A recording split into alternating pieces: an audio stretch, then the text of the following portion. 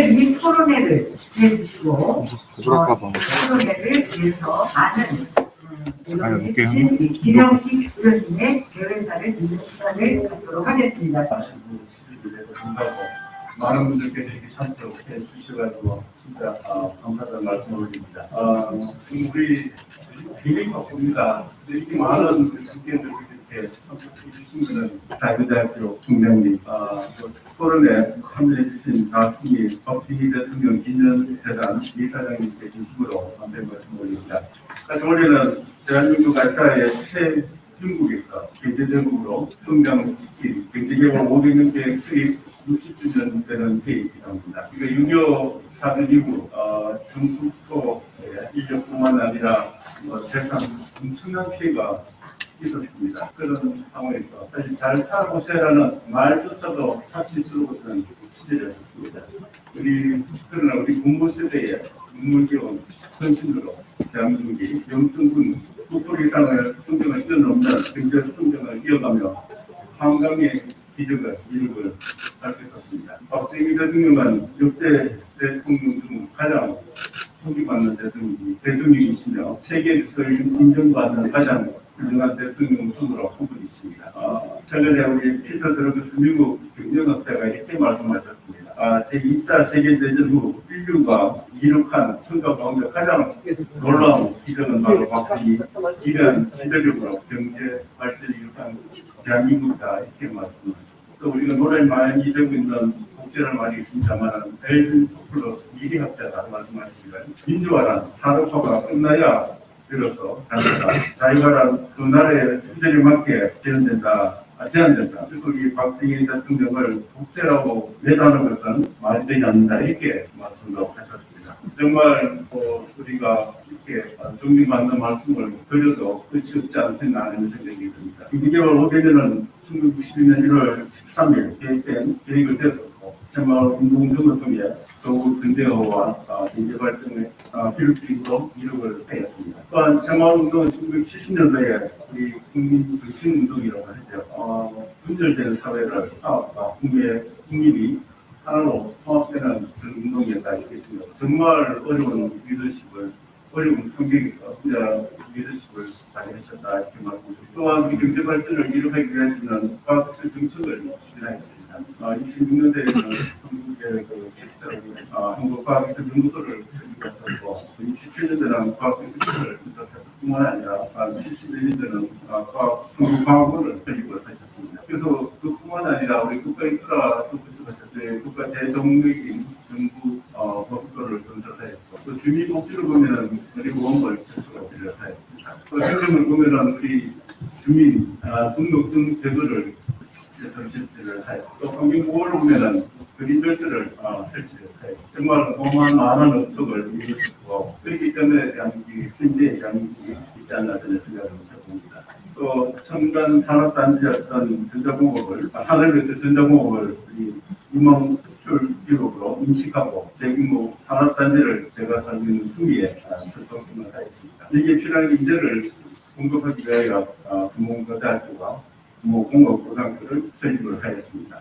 그때 삼정운동이라고 하산 교본이 있습니다. 등성, 정bil, 정직이라는 그 교본을 저희 공공대와 공고가 함께 사용했던 기록이 있습니다. 또한 아시다시피 박정희 대통령께서 설립하셨던 영남대학교에서 그 다음에 공고대학에서 26년간 교수와 공장을 한 바가 있습니다. 남다른 대전을 가지고 있다 이렇게 말씀드리고 싶습니다. 그래서 우리 박정희 대통령께서 강력한 경제성장 드라이브로 삼성전자, LG전자, 현대중공업 등 코로나 대한민국 경제에 굉장한 뒷목이 되는 격들을 탄생할 수가 있었습니다. 오늘 토론회는 박정희 정부로부터 시작된 경제개발 5개년 계획의 의미와 평가에 대해 살펴보는 동시에 앞으로 대한민국 경제가 나아가야 할 미래사회를 위한 방향에 대해 논의하는 매우 깊은 자리가 존재할 것으로 정말 바쁘신 나중에 많이 참석해 주셔야 감사하다는 말씀을 드릴 뿐만 아니라 오늘 토론회가 매우 뜻깊은 미래 운영을 제시하는 그런 기회가 됐으면 합니다. 정말 올 한 해 참가하신 모든 분들이 뜻하신과 우리들 선언을 드리며 인사를 받고 하는데 감사합니다. 네, 다시 한번 큰 박수, 뜨거운 격려의 박수 부탁드리도록 하겠습니다. 우리 김기현 원내대표님께서 정말 100번 일정신대로 참석했습니다. 그래서 윤석열 후보님께서 AI로 영상 특사를 보내주셨고 또 당 대표 이준석 대표께서도 영상으로 보내주셨는데요. 우리 김기현 원내대표님 먼저 모시고 축사 말씀 듣고 영상 보는 순서로 축사의 시간을 가름하고자 합니다. 김기현 원내대표님께 큰 박수 부탁드리도록 하겠습니다. 오늘 제일 고생 많으시죠? 어저께 좋은 멘트로 좀 시원했던 것 같습니다. 성경에 만 죄송합니다. 좀 제가 다른 키스치를 하는 거예요. 거기서 사겠습니다. 성경에 많지 않는 우리 기현 씨가 있어서 굉장히 활발하게 일어났다는 것입니다. 기술의 뿐만 아니라 대한민국 미래를 위한 큰 선상을 제시하는데 오늘은 박정희 전 대통령께서 만들어낸 미래의 설계를 가진 귀한 컨퍼런스를 많이 해주셔서 감사합니다. 오늘 함께 주관해 주신 우리 자유시장 경제, 자유시장 연구원의 오랜 경제로 인해서 감사말씀 발표해 주신 우리 이정혁 교수님, 최강 교수님과 장관님과 교수님 교수님들 감사했어요. 제가 말씀 안 드려도 저보다 더 잘 아시니까 대한민국의 발전이 여기에서 출발하겠느냐. 오늘의 대한민국의 여기가 그 시발점이면 오늘 누구도 일할 수 없는 이게 공상입니다. 공상. 어느 누구도 부인할 수 없는 출발점 바로 박정희 대통령께서 경제가 500년 계획이었다.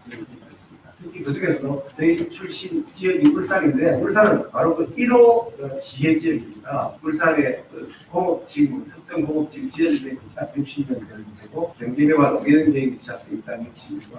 울산은 박정희 전 대통령과 함께 역사를 같이 해왔다고 합니다. 자부심 같이 녹여져 있는 것입니다. 오늘날 대한민국의 역사를 현재를 돌아보면 참으로 기가 막힙니다. 지난 5년 동안 대한민국의 비전은 하나도 없습니다. 비전 제시라고 하나도 없는데 행동은 뭐냐? 과거로 돌아가서 자기 정적 수천을 하는 것만 계속해왔고 국민 갈라치고 해갖고 나눠먹기만 하고 앞으로의 희망이 무엇이냐? 우리가 어느 길로 나아갈 것이냐에 대해서 단 하나도 아무리 기억을 떠올려봐도 단 하나도 제대로 해놓은 것이 없습니다. 그러면서 새로 나타난 그 민주당 후보라고 하는 이재명 후보라는 사람이 미래의 비전을 얘기하겠다고 합니다. 정말 상당히 짝이 없습니다. 5년 동안 다 망쳐놓고 무슨 비전을 얘기한다는 것인지 또 거짓말하고 쇼하고 있는 것이다. 한번 지적하지 않을 수가 없습니다. 뒤에 보면 우리 국민의힘과 그 전신정당 지도자들, 그중에 특히 우리 박정희 전 대통령 같은 경우는 국민적 사랑도 받고 있긴 하지만 정말 그 업적 자체를 놓고 봐도 백발적으로 어느 누구도 그 찰나는 업적을 부인할 수 없다.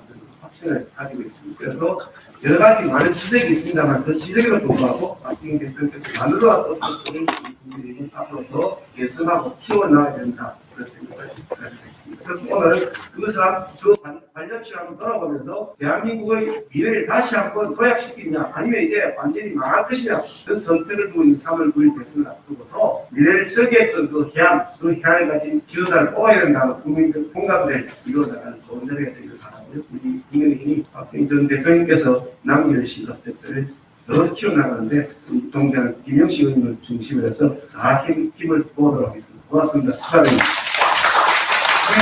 2부를 시작하겠습니다. 제가 좀 말씀을 드렸습니다만 정말 우리 위대한 박정희 대통령 이 없었으면 지금 어떻게 살까? 우리의 아이들이 어떻게 살까?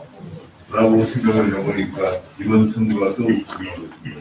제가 나중에 발표하겠지만 공산주의로 갔으면 어떻게 됐어요? 지금 미얀마 정도 되겠죠? 어디가 되겠죠?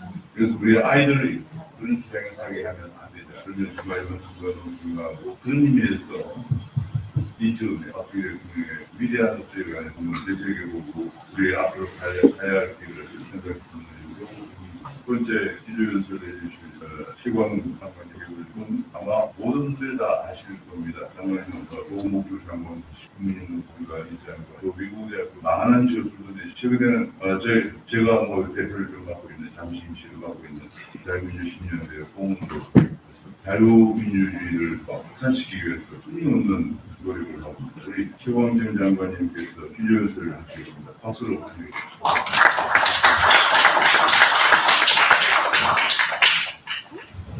예, 오늘 참으로 컨퍼런스에서 기조연설을 하게 되어서 대단히 있다. 여러분이 가지고 계신 자료에 보시면은 기도연설이 15쪽에서 24쪽까지 나와요. 제가 원래 보내준 원고의 제목이 나오지 않고 그냥 기도연설이 있는데 제가 보내준 제목은 혁명가 박정희 대통령 하늘이 대한민국에 내려준 축복 이렇게 되어 있습니다. 저는 제가 요즘 지도자 공부를 나름대로 열심히 하고 참 대한민국의 이승만 대통령과 박정희 대통령이라는 두 분의 지도자는 진짜 하늘에 내린 대한민국의 축복이라고 생각합니다. 이 박정희 대통령은 18년간 통치를 하셨는데 대통령으로서의 위치가 아니고 혁명가로서 자기의 일생을 조국에 그냥 대한민국 대통령이 자연인이 12분이 계신데요. 대통령 불러서는 안 되고 저는 박정희 하면 반드시 혁명가를 불러요. 혁명가는 단어가 빠진 대통령은 박정희를 생각하고 굉장히 잘못된 말 자체 제가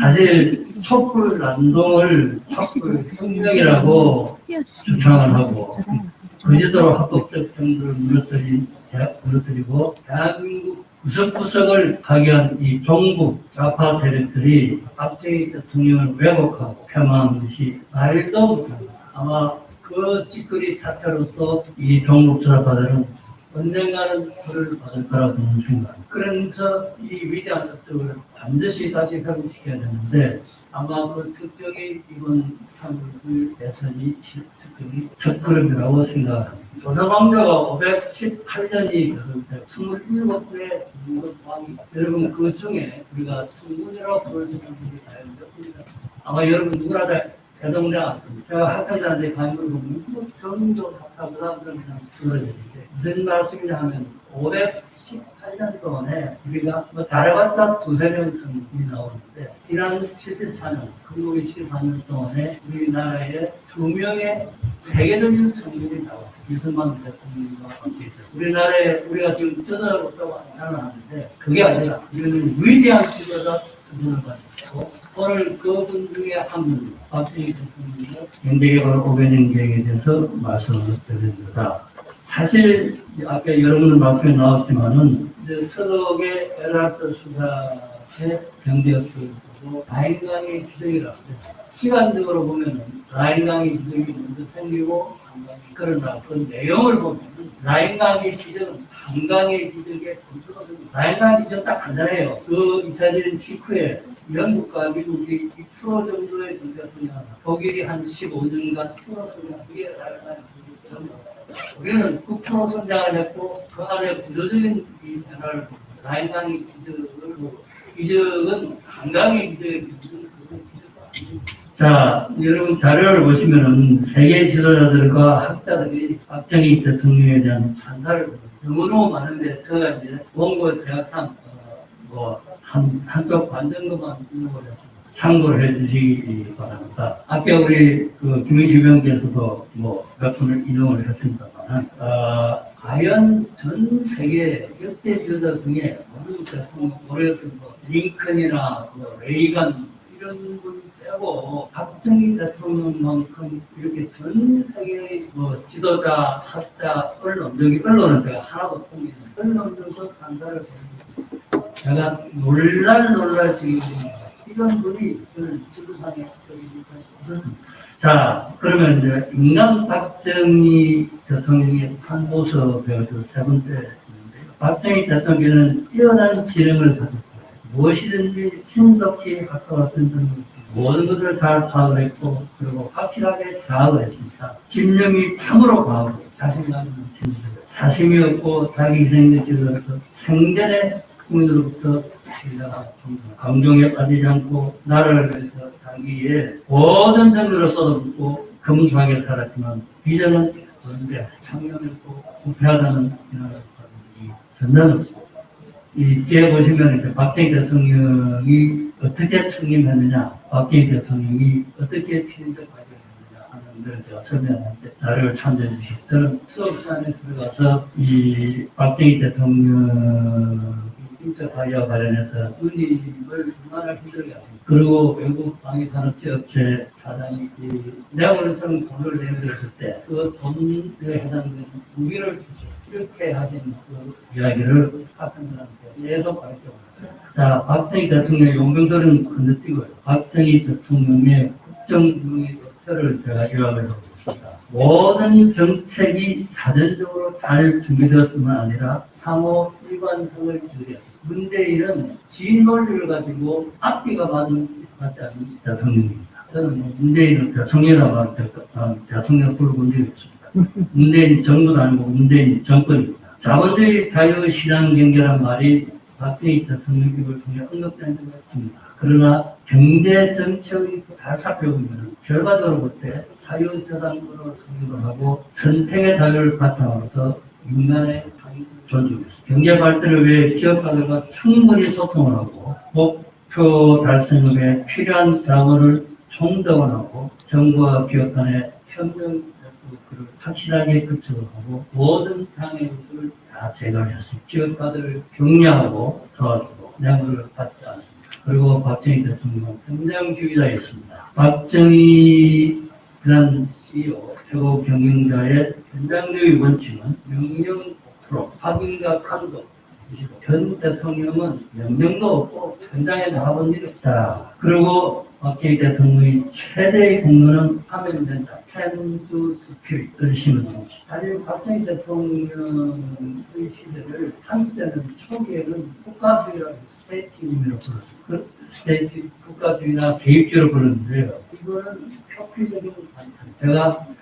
저도 초기에 그랬는데 제가 하는데 역사 공부를 보니까 한강의 기적이야말로 기적이라는 간곡한 그 내용과 또 보도성, 그래서 보도성 이름과 새마을 오늘 자성의 원장에서 말씀하시겠지만 새마을 운동의 성공 뒤에는 자율화와 개방이라는 원리가 구석구석에 되어 있고 자본주의 시장에 작동하는 채찍과 당근이 제대로 활용돼서 당신이 참 세계에서 추앙받는 인재가 지도자가 되셨다. 이렇게 이야기를. 자, 뭐 다 아시는 이야기인데요.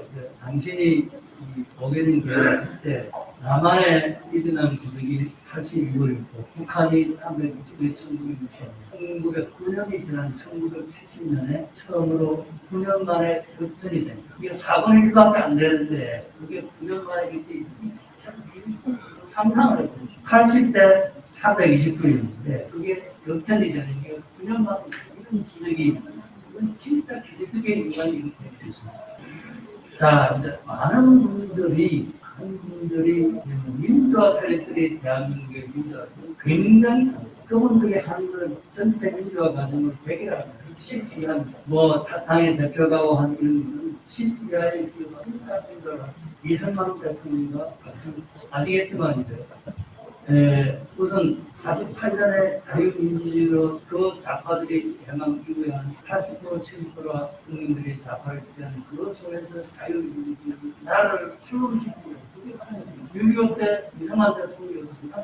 그 두 가지가 그래서 대한민국의 민주화의 50%는 이승만 대통령, 90%는 나머지 30%를 박정희 대통령이라고 나머지 10%를 민주화 세력. 그럼 박정희 대통령은 어떻게 해서 30%를 기회? 아까 외국인들이 하신 거를 보면은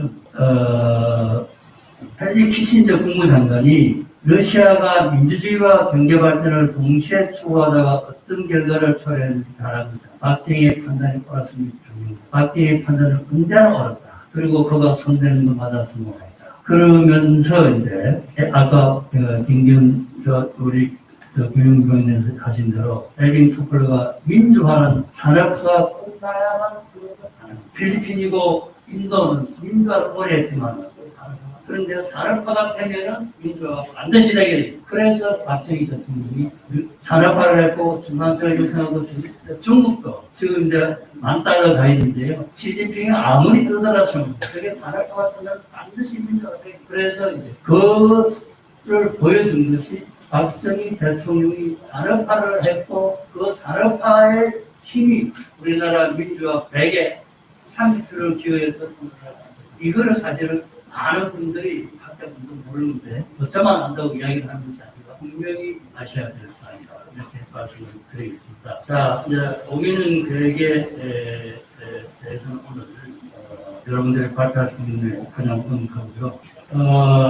건국 50주년을 맞아가지고 1998년에 갤럽에서 대한민국 건국 이후에 이제 위대한 업적을 대통령으로 전체 대통령 조사를 한 게 있는 모양입니다. 제가 직접 자료를 못 보고 간접적으로 봐서 옮겨드리면은 대한민국 56사의 가장 제일 큰 업적이 이제 10개 중에 이제 박정희 대통령이 하신 것이 4개입니다. 4개인데 그 중에 이제 가장 큰 업적이 3번. 세 번째가 경부 고속도로 건설이고, 7번째가 오늘 주제인 경제개발 5개년, 9번째가 5.16 혁명 이후에 이룬 행정제 이렇게 나와요. 자, 어쩌면 이제 박정희 대통령 시대의 흐름도 박정희 대통령이 어떻게 수 없는 당신이 이룩한 산업화에 대해서 민주적으로 마지막에 또 다른 마지막으로 드리고 싶은 것은 5개년 계획의 경우에도 서거하시기 5개년 계획과 관련해서 서거하시기 6개월 전에 말하자면 경제개발, 경제성장의 과실이었던 박정희 대통령 자신이 자신의 성과를 조금 이래서는 이 지금 자기가 해온 것만 가지고는 앞으로 안 된다 그런 말씀을 서거하시기 6개월 전에 말씀을 하셨습니다. 이 모든 것이 당신이 그렇게 큰 희망을 가지고 당신이 이제 이렇게 나아갈 때 불가항력적으로 오는 것이 뭐다가지도 총살을 하시던 그 위대한 대통령. 그래서 다시금 제가 본래 주신 혁명가 박정희 대통령은 하늘이 대한민국에 주신 축복이다. 이렇게 생각합니다. 대단히 감사합니다.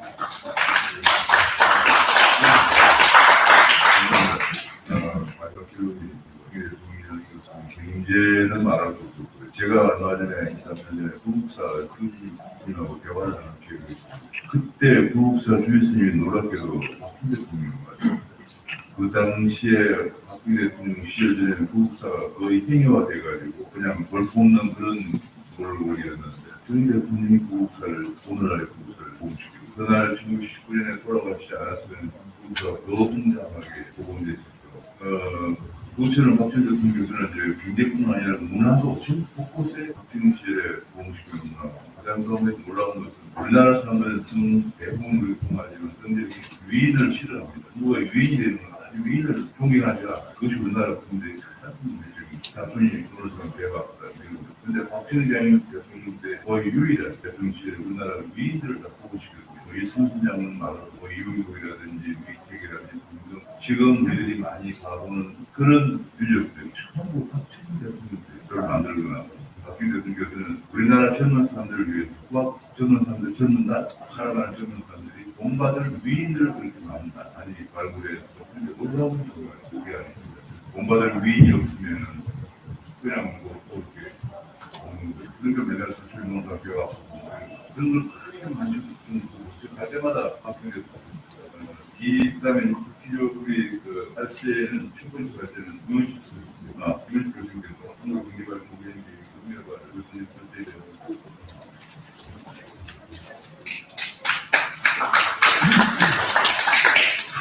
네, 방금 소개받은 동대학교 경제학과 유미 형사의 제가 오늘 맡은 세금의 가장 본질적인 내용이라고 그 내용과 의미에 대해서 간략하게 요약드리고 정보와 내용, 평가로 과연 우리가 현재 문제들을 어떻게 경제개발 운영에 그리고 박정희 대통령께서 이루신 성과를 이뤄나갈 수 있는가에 대한 말씀을 간단히 드리고 있습니다. 사실은 이 경제개발 이전 우리나라의 상황의 배경에 대한 인식이 좀 필요하거든요. 조선왕조가 멸망하고 실제로 국민들의 생활이 피폐된 상태. 우리가 그 당시에 외국 여행가들의 기록을 보면 정말 눈물 날 정도의 그러한 상황이었다는 것을 우리가 그림이라든지 여러 가지 설명을 위해서 보고 있습니다. 여성들은 거의 그 가슴을 내놓고 다니고 남자이건 여자건 누런 옷에 찌들어진 얼굴을 그러한 형상들을 우리가 봅니다. 집에 있어서도 거의 그 사람이 밖에 들어갈 수 없는 그런 음악들의 상황들을 조선의 말씀에 전하고요. 일제강점기 30년 있었고 남북분단이 되고 상당히 혼란이 있었습니다. 문제는 이제 이러한 우리가 얻은 민주주의가 희생이 없이 얻은 사실상 이것도 역시 우리의 운명이라고 할 수 있겠습니다. 주어진 민주주의라고 봅니다.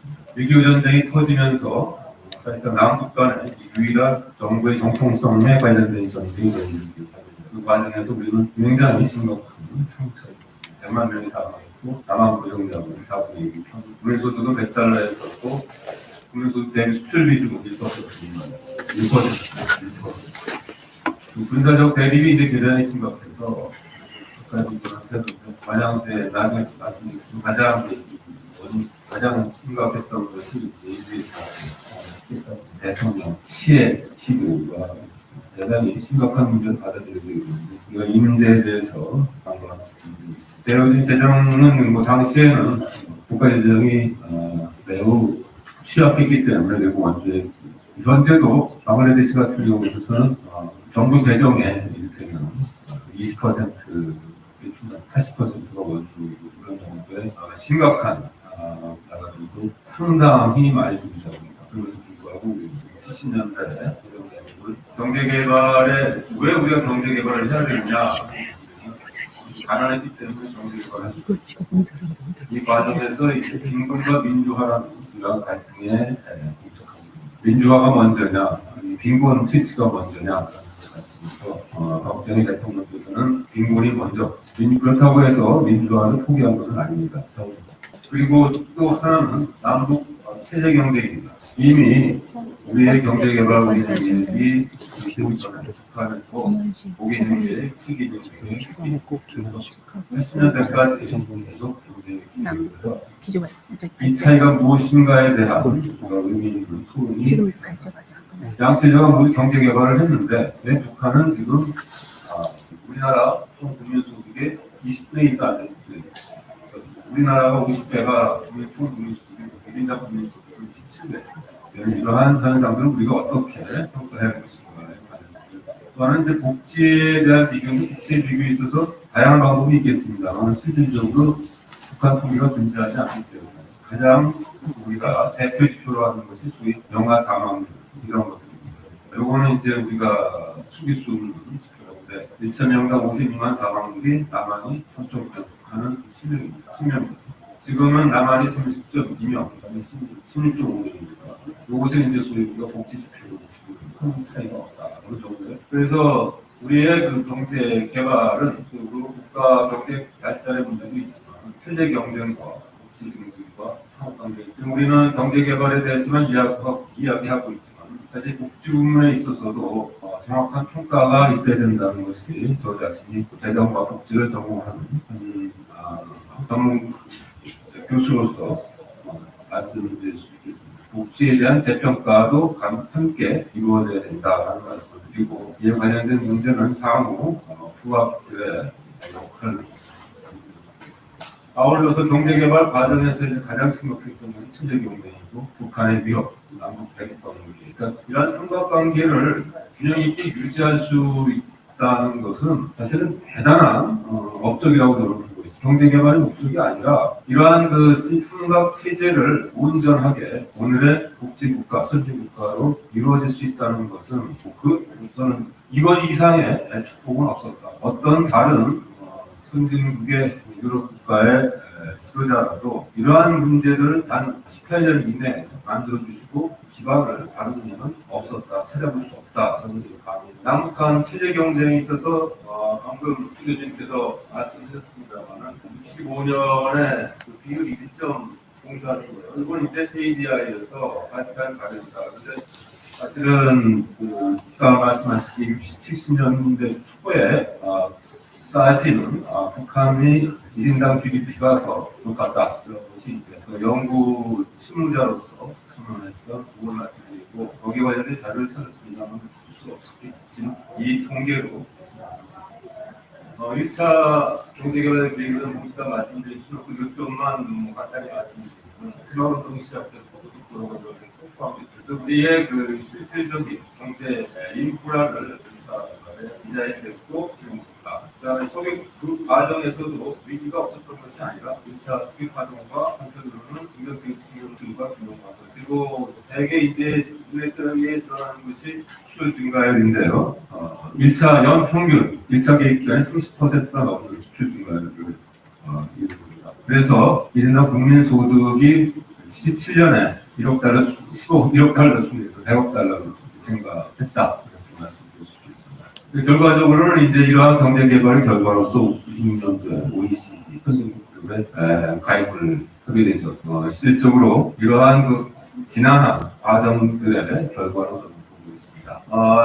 기본적인 그 목표로서는 1차 계획에서는 자유경제 실현, 3차 계획에서는 새마을운동과 지역개발 균형입니다. 이미 지역개발에 관련된 문제들을 심각하게 받아들이셨고 4차 계획에서 사회개발 계획이 도입됐습니다만 사실 이 부분도 우리가 이미 1, 2차 때 이러한 사회개발에 대한 디자인이 이미 있었다라는 말씀을 드리고 아울러서 국력에서에 대한 거가 있었고요.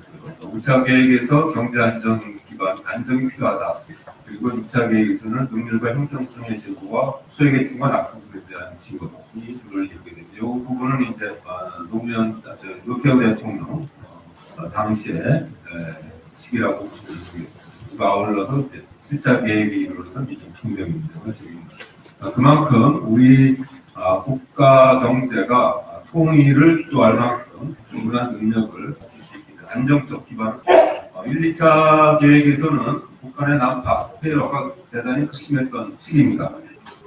그리고 이에 따라서 국방과 경제를 병진해야 된다. 현재 북한에서 실시하고 있는 국방, 경진에 대한 문제, 여기서 과연 성공할 수 있겠느냐? 양자는 서로 트레이드 오프의 관계에 있을 불구하고 이러한 국방비 부담에도 우리 경제는 잘 확실하게 성장을 해왔다 이렇게 말씀드릴 수 있겠습니다. 3차 계획과 4차 계획에서는 실질적으로 민간 주도의 유인 경제 계획이었었고 4차 계획에서는 이제 경제 규모가 커지기 때문에 총량 중심의 경제 계획이 있습니다. 아울러서 1차 계획 기간 동안에 중요한 자원하는 실질적으로 상당히 많은 사회보장적, 국민복지적 정책들이 기반이 됐습니다. 생활보호법, 재구호법, 공무원연금, 군인연금, 의료보험, 산재보험, 국회정산.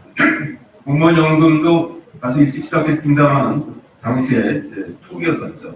근데 거꾸로 보면은 공무원연금이나 군인연금을 먼저 실시했다는 것은 대단히 큰 결단이었다고 저는 보는 것이 후진국 같은 경우에 있어서는 그건 만약 진정한 그 일반 지도자였을 국민연금을 먼저 시작을 했겠죠. 대단히 중요한 선택입니다. 특정 계층을 대상으로 먼저 시작했다는 것은 국가 발전을 위해서 이들의 역할이 대단히 중요하다는 것을 인식을 하셨고요. 하다못해 1880년, 88년에 비스마르크조차도 전 국민 의료보험과 전 국민 국민연금을 실시했습니다.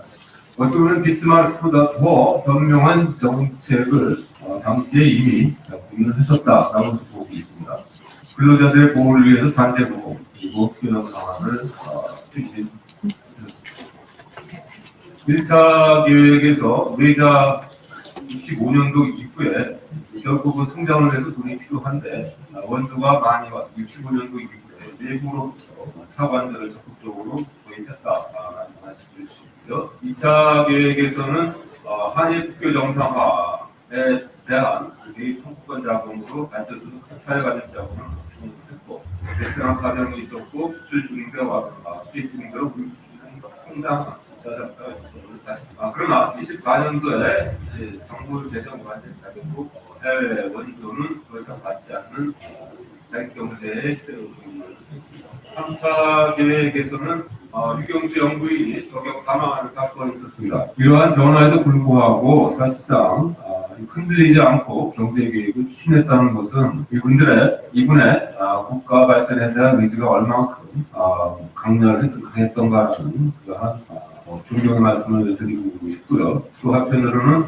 포항대출의 완공과 경부수도의 완공 등 기존의 과거 1차에서 기획했었던 문제들을 실질적으로 완수해 내셨다고 말씀드릴 수 있습니다. 그래서 64년대 수출 1억 달러였었던 것이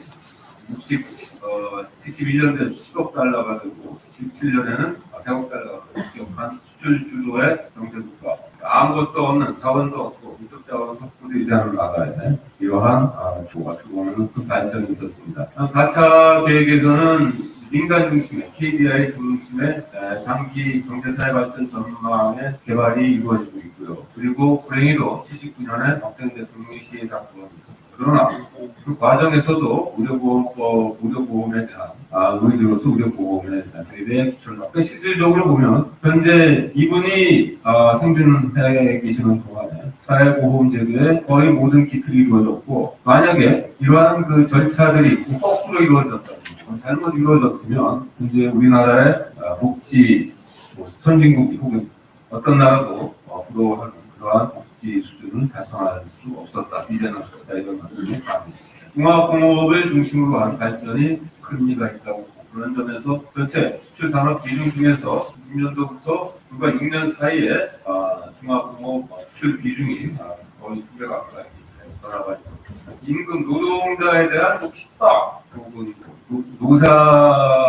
노동운동에 대한 갈등 이런 문제들을 이야기하는데, 사실은 이 과정에서 우리나라 근로자들의 실질 임금 상승률은 경쟁국인 대만이나 일본보다 월등히 높다는 사실을 보일 수 있습니다. 상상할 수 없겠지만은, 물론 높은 물가 상승률도 있지만은 한 해에 임금 상승률이 30%가 된다는 것은 상상할 수 없는 사실입니다. 자유민주국가조차에서조차도 그런 점에서 노사관계, 이 당시의 노사관계의 문제를 우리가 과연 지금과 같은 갈등의 구조로 봐야 될 것이냐, 노사 1차의 관계로 봐야 될 것이냐, 우리가 노사관계를 어떻게 끌고 가야 될 것인가에 대한 심각한 고민도 함께 있었으면 좋겠다는 생각입니다.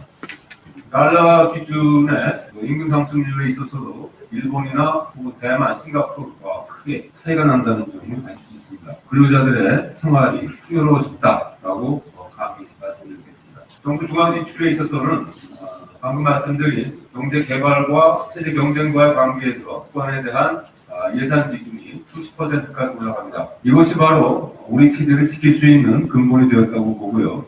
현재 국방 예산 비중이 14% 정도 되고 있는데요. 상당히 낮아진 거죠. 그래서 결과적으로는 우리가 이러한 그 역경 속에서 정부와 경제 정책이 성공을 이뤘다는 것은 큰 발전이었다. 9차 계획 기간 동안에는 전남 대통령의 아웅산 교수 폭발 테러가 있었습니다. 우리가 이러한 그 지도자에 대한 이러한 시도들은 대단히 심각하게 받아들임에도 불구하고 우리가 잊고 있는 이러한 사실들, 이러한 위기 속에서 우리가 성장했다는 것을 인식할 필요가 있다고 봅니다. 그리고 드디어 이제 경상 100흑자를 기간 동안에 만수하게 됩니다.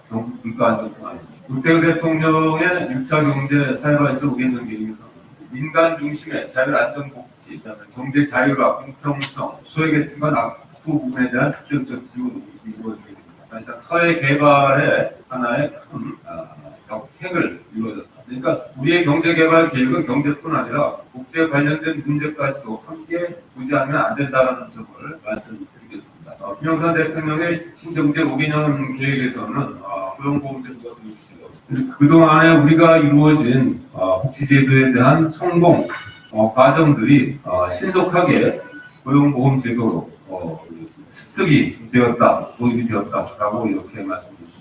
과거에 경제개발 계획이 박정희 대통령 시절에만 있었던 것은 아닙니다.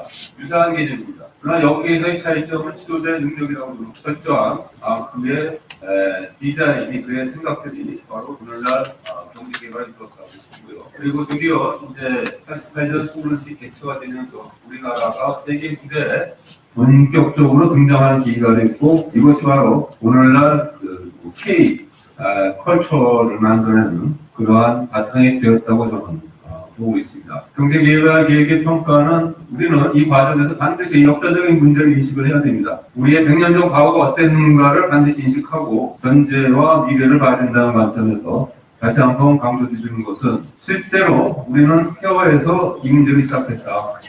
500년 동안 우리는 잠자는 나라였다는 점을 분명히 해야 됩니다. 잠에서 깬 100년 동안 우리가 혹은 경제 개발이 있었던 60년 동안 우리가 이룬 성과에 대해서 자부심을 가져야 되고 또 이것을 이어가도록 노력을 해야 합니다. 긍정적 관점에서 소득 분배가 굉장히 심각한 문제로 보지만 사실은 외국 학자들조차도 경제 성장을 한 저소득 과정에서 가장 특출난 사례입니다. 소득 분배가 악화되지 않았습니다. 문제를 말씀드릴 수 있고, 그리고 또 하나는 경제 개발 계획을 통해서 시장 기능 활성화했으니까 국가 주도의 경제가 아니라 시장 경제 활성을 국가가 시장 경제를 활성화시키는 시스템을 구축을 했다는 점으로 우리가 인식해. 국가 경제가 아닙니다. 경제가 아니고 국가가 시장을 활성화시키는 그러한 시스템이 바로 경제개발 계획이었었고, 그리고 이를 통해서 우리가 우수한 공무원들을 양성을 했고, 그리고 이들이 앞으로도 지속적으로 기여를 할 것이라고 저는 믿고 있습니다.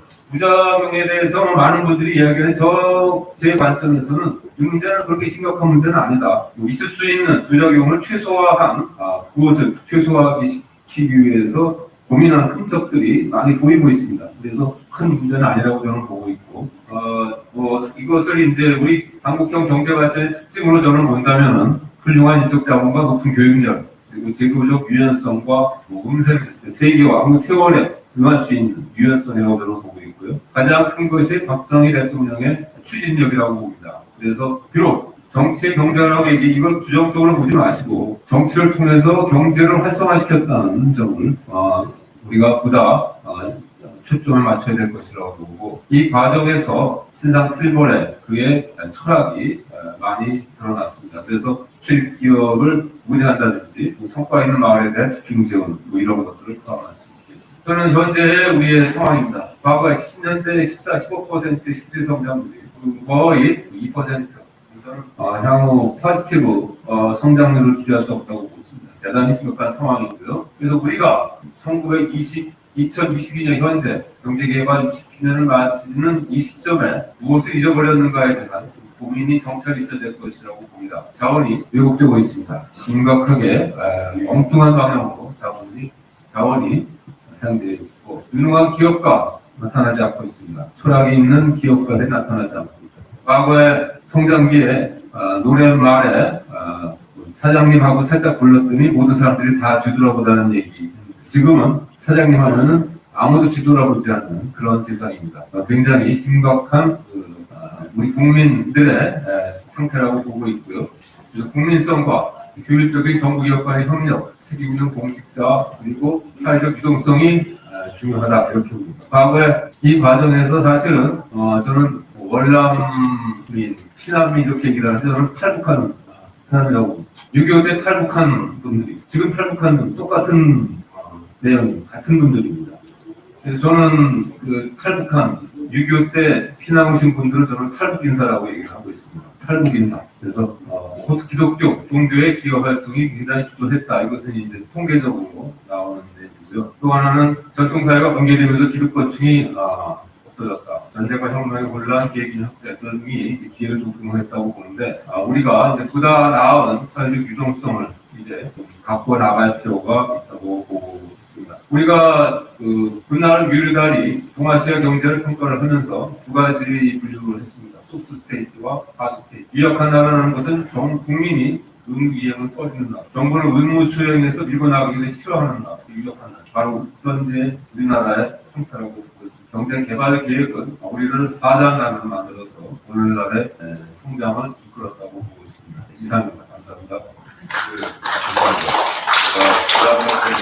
제가 쓰는 그림이죠. 그림을 보여드리겠습니다.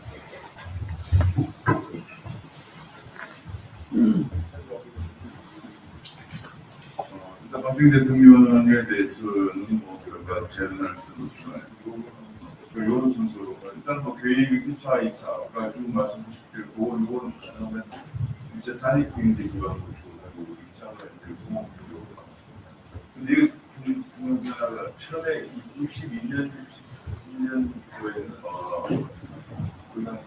61년인데 62년 그때 수입 대체를 하려고 했어요. 수입 대체를 하려고 하다 보니까 일단은 수입 대체 워낙 그때 기본적인 수입 대체를 하려고 해서 수입 대체는 일단 외화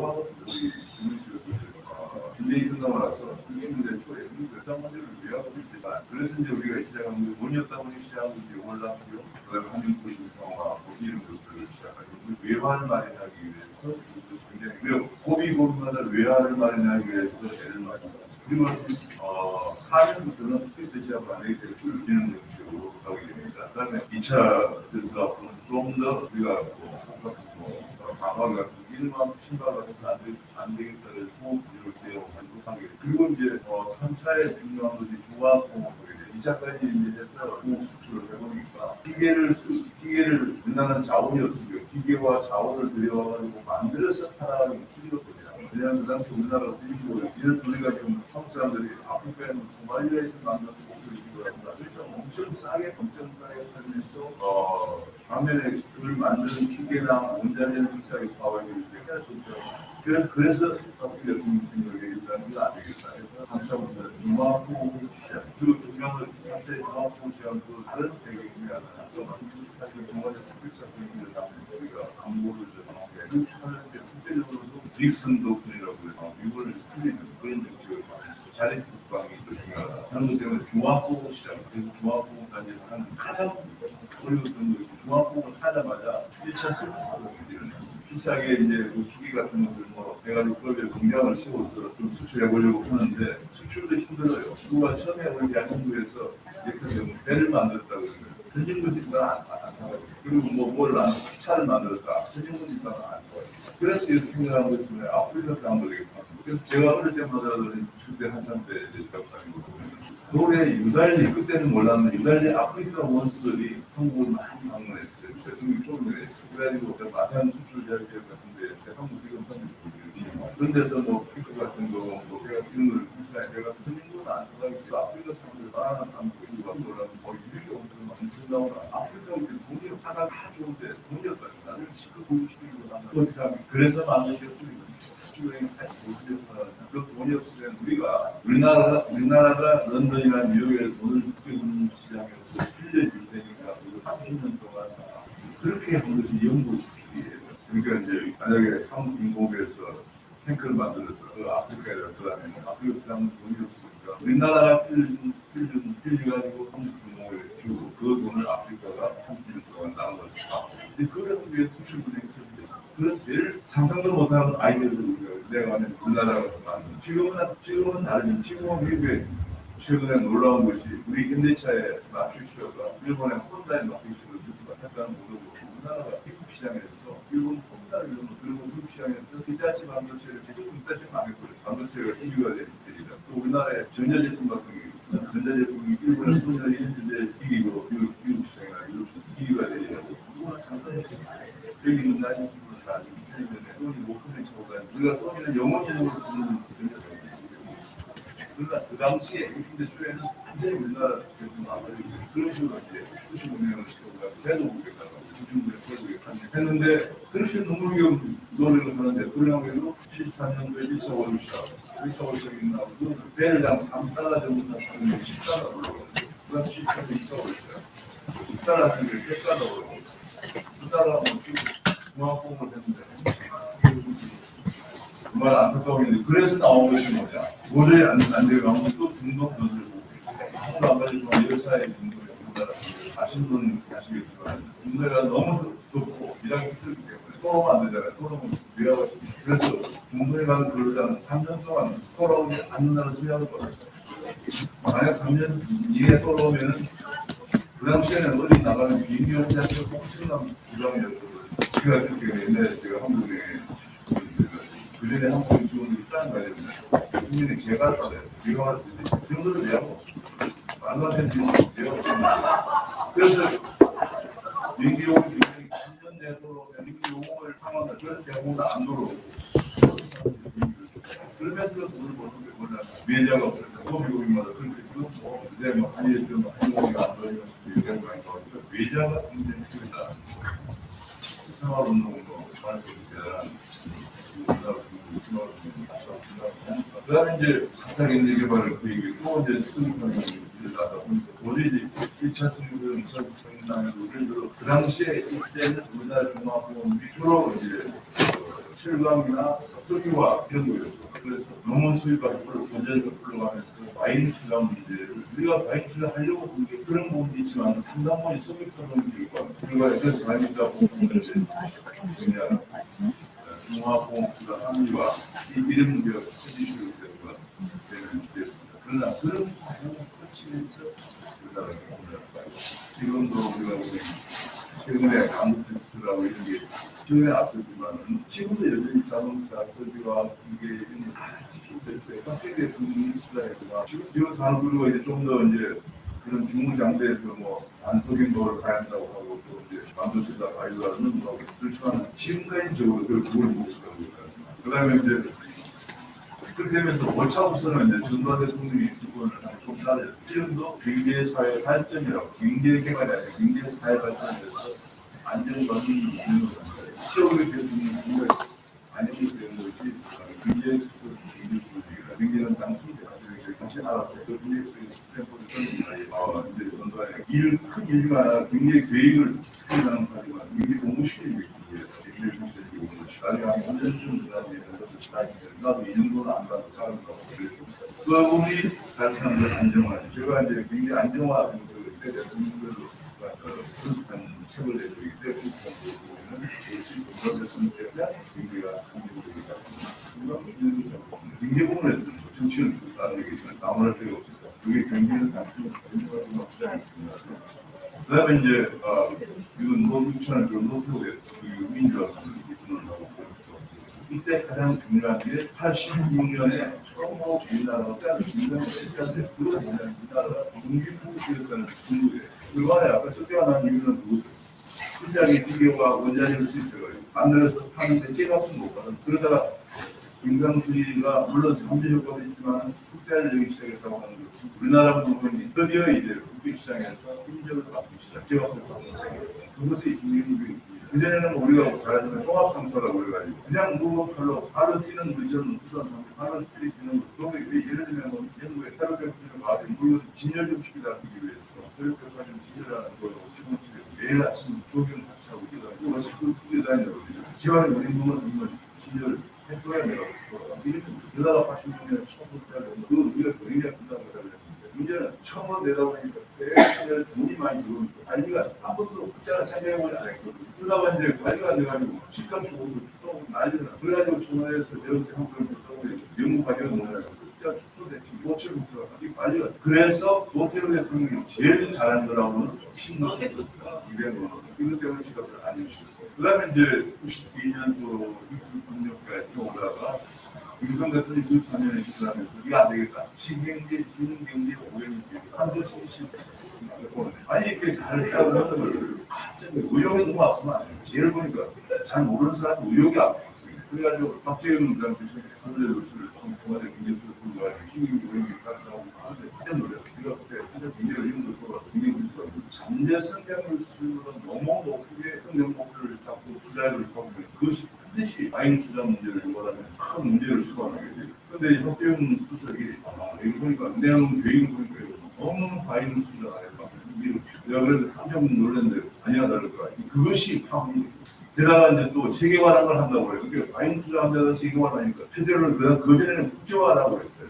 그러니까 어느 청와대 김무성 대통령이 이제 본주 수방 중에 옆에 누가 참모가 이제 아까 이제 세계화할 때입니다. 세계화 목표를 국제화를 준비하니까 그래 그거 해봐라. 본주 수방에 저 한명 국제적으로 일어나고 청와대에서 미국 보다들 야 국제화 세계화 뭔지 아니 미국 대통령 국 전에 빨리 준비해서 신세명을 주인하려고 하는 사람들은 왜 우리로 온갖 천의 세계화를 영어로 뭐라 하느냐 국제화의 인터내셔널 세계화니까 세월이 계시는 거예요. 세계화는 많이 반드시 알리를 피다가 그래서 글로벌라이제이션이라는 말 하나가 했는데 이거 하면서 갑자기 자본시장을 하게 국제화 체계고 자본시장 국가에 국제화하다 보니까 우리 수요 능력이 안 된다.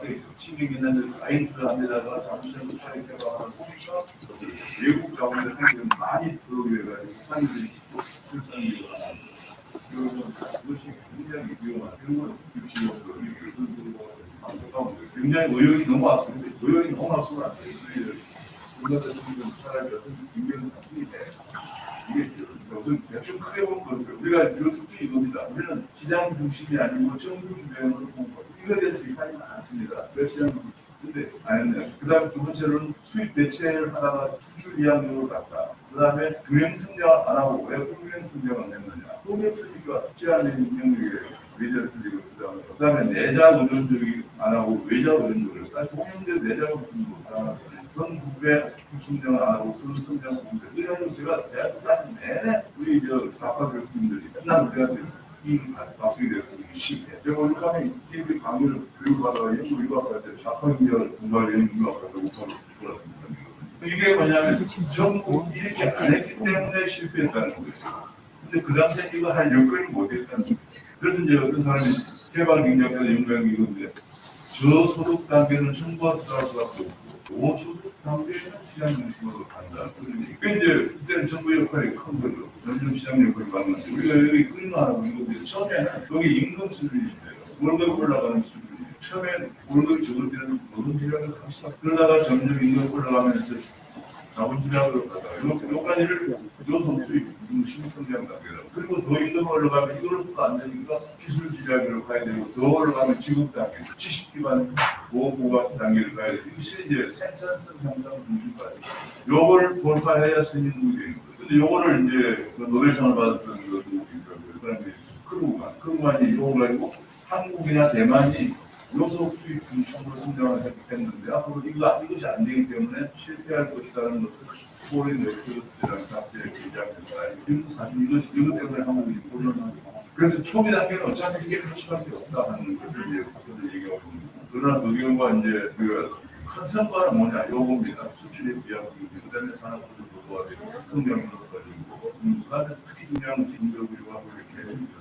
아까 수출은 뭐 그림을 보면 특별한 그림을 보여줬습니다. 1억 달러 달성, 1억 달러, 5천억 달러, 5천억 달러 달성을 2011년에 했어요. 저기에서 7번째 수출을 5천억 달러로 하고 지금은 6천억 달러를 돌파해요. 그런데 한 가지 중요한 산업부가 계속 이제 고도화되어 왔습니다. 고도화라는 게 제조업의 비중이 농업의 비중은 급격히 하락하면 제조 비중이 증가하고 했는데 여기서 중요한 변화가 왔습니다. 87체제라고 87년도에 여기 그림 보면 제조 비중이 30%까지 올라갔다가 여기서 스톱. 이게 그냥 87년 체제가 87년도에 민노총이 결성했다. 88년부터 5년에 보여드리는데 여기 임금이 88년부터 93년까지 연간 20%씩 올라갔다.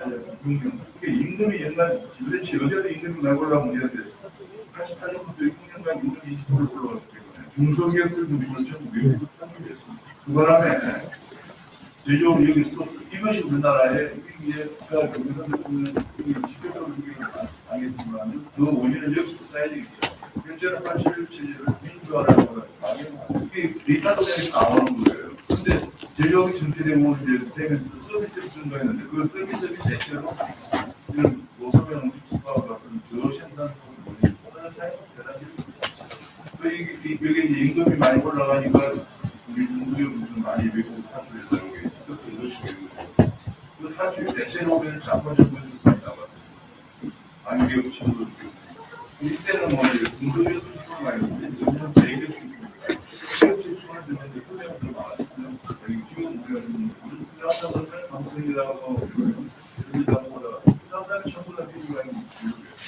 한국의 필요하다 안 그렇지 않고 알려주는 그래서 이제 그때가 그 가정 동안에 막 비교로 이렇게 종합보험이 하신들 속도 비중이 많아지기 시작하면서 우리가 굉장히 우리가 바뀌는 돈을 갖다가 학교에서 폭발 비율이 종합보험의 부가가치에 대비한 인공의 부가가치 급격히 떨어지면 폭발가 되는데 0.5 이하가 되면 우리나라가 거행된 62년의 경제개발 비율차에도 0.5 이하로 떨어지는 건데 약 70년, 80년대에 0.5 이하로 떨어졌거든. 근데 세계적인 따라서 이거는 세계적은 200년 걸쳐서 해온 건데 또 우리 영국이 그런데 우리나라는 불과 30년 만에 62년의 경제개발을 시작해서 90년대 초에 0.5 이하로 떨어졌는데 그래서 이제 이게 제가 그때 87년에 체제가 들어서면서 임금이 오르면서 단초가 돼가지고 결국은 우리가 92년부터는 저성장기, 성장기 91년부터는 아니는 9.8% 성장. 세계에서 62년부터 90년, 30년간 9.8% 성장을 하면서 우리나라가 연대 누구의 등선행위에 개입한 중국이 이제 그건 우리나라가 30년간 거의 10% 성장을 했거든요. 그 다음에 92년부터는 이제 5.6의 등성장도 들어가고 그것이 한 20년 지난 다음에 저성장이 근데 우리가 이제 국민소득의 비교적 증가했고 뭐 우리 GDP는 688을 1년 수는 352가 있어요. 근데 여기서 최근에 2018, 19년에 떨어진 거예요.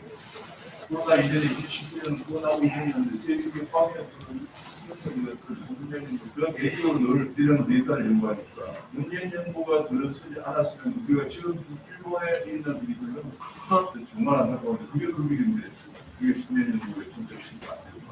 근데 이게 중요한 건 우리나라 당시에 이 정도 소리를 이런 소리를 굉장히 시작을 필리핀이 220달러, 태국이 110달러, 미얀마가 200달러, 북한이 한 200~300달러 돼 있거든요.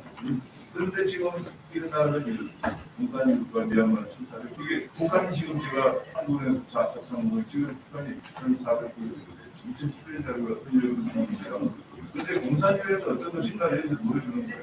미얀마가 우리나라보다 3배 정도 많았던 나라가 지금 우리나라 그거 알 수 있는 게 미얀마 인간적인 보호만 안 돼. 우리나라 축구하면 맨날 보호가 있는 거예요. 거의 뭐 피스토리가 뭐 오버블러든가 정말 지루가 그래가지고 이제 지금은 이렇게 돼 있잖아요. 근데 제가 정말 기억하는 건 우리나라의 정부 부사관들은 이런 걸 알고나 있는 이런 북한을 왜 1,300불, 400불이라고 그러면 상수도가 없는 나라예요. 제가 캄보디아나 이런 데 미얀마 같은 데가 불과 이런 300~400불 이런 불이 이런 나라는 상수도 그냥 이거는 다마도 왔다가 300 같은 걸로 물건을 돌렸으면 대화 상황이 근데 우리 정부는 그 북한이 못하고 간다는 게 보이고 없는 거예요. 그런데 더욱 놀라운 것은 이게 굉장히 개발 개입 기간에 신의 개수가 하락을 했습니다. 정확하게 91년까지 그때는 92년부터 이제 중순전이 불란이니까 정확하게 개입이 91년까지 신의 개수 하락하면 분명히 백신된다는 얘기고 신의 개수 하락하면 안 돼요. 국민소득을 상대하는 게 노동소득의 분배율도 올라가고 아니요. 경제개발 개입 기간 동안에 200%가 됐습니다. 그래서 바로 월뱅크에서 이스테이션 밀수를 생각합니다. 과세의 그리고 뭐 여러 가지 시장 기능이 왜 정부를 했냐 시장이 없었어요. 시장이 나와서 이제 공급 측면에서 물건이 공급되지 소비자들이 돈이 있어 유효 수요가 있어야 되는데 그 당시에는 공장도 없고 유효 수요도 없는 상황에서 시장 기능을 하면서 보완하고 그리고 이제 뭐 수출장에 이렇게 그래서 이제 중요한 건 뭐냐 우리가 또 한 가지는 금융을 그다음에 금융을 처음 꾸려해가지고 금융이 중개를 하는 게 아니라 배분을 하다 보니까 금융 중개 기능이 나쁘고 그래서 이런 걸 자기가 시키려고 하는데 금융은 여전히 한번 규제의 맛을 들고 사람들은 그 규제의 그건 아니냐고 거기서 문제가 있고 게다가 민노총리는 그게 등장하면서 앞에 금융은 이거 노동 계획이 아닙니다.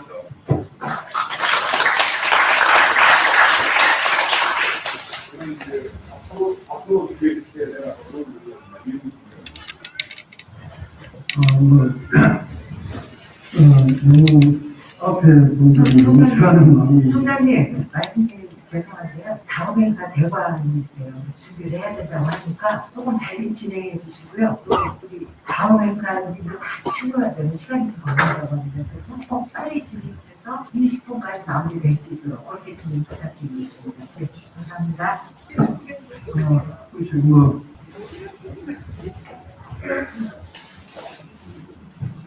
그 사실 제가 발표하는 거는 경제개발 의지는 60주년에 어떻게 보면 앞으로 했던 우리가 경제가 어떻게 나아가야 되느냐 사실 제가 마무리하는 결론 부분이기도 하고 굉장히 중요하다고 생각합니다. 그래서 여기서 제가 좀 여러 가지 역점으로 두고 이야기해야 될 것이 있는데 시간 관계에서 아주 수박 부산에서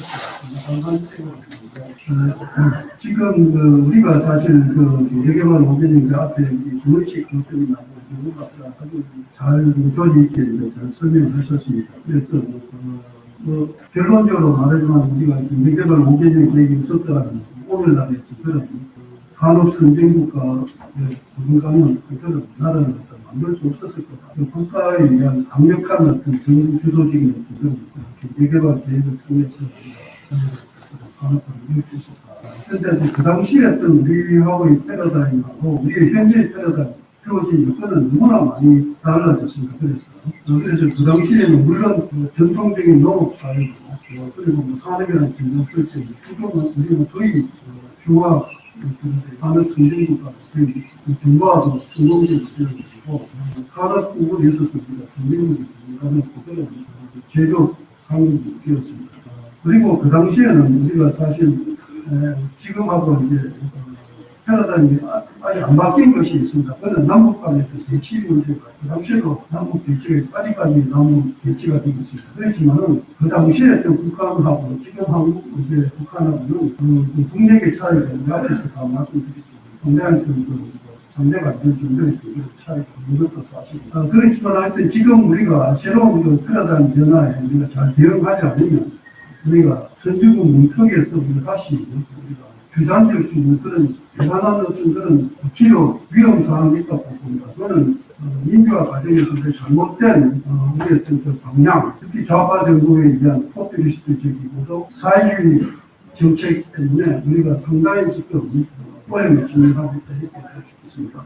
가장 큰 문제가 그 사람들은 정부 예산을 자기 30돈 그렇지 막 쓰기 시작해가지고 국가 채무가 문사태처럼 끌어놨다는 그런 문제가 있습니다. 그래서 박근혜 대통령 때 우리가 불과 한 636조 정도의 그 국가 채무가 지금 거의 1000조를 갖다가 육박을 하고 있는 그것도 이제 우리가 이제 보수적으로 평가를 해서 그렇습니다. OECD의 국가 채무는 중앙정부하고 지방정부의 채무만 이제 합산하면 실제 D1, D2라고 하는 거나 D3, D4는 공기업에서 빌린 돈하고 그다음에 충당 채무라는 게 있습니다. 우리가 이제 특수직 연금 충당하기 위해서 우리 카페들 채무까지 합하면 우리가 엄청나게 GDP 이상의 IMF 기존에 그것에 의해서 100%가 넘는 GDP를 100%가 넘는 국가채를 갖고 있습니다. 그리고 OECD의 발표에 의하면 우리 OECD 국가 중에서 채무 증가율 1, 2가 지금 되고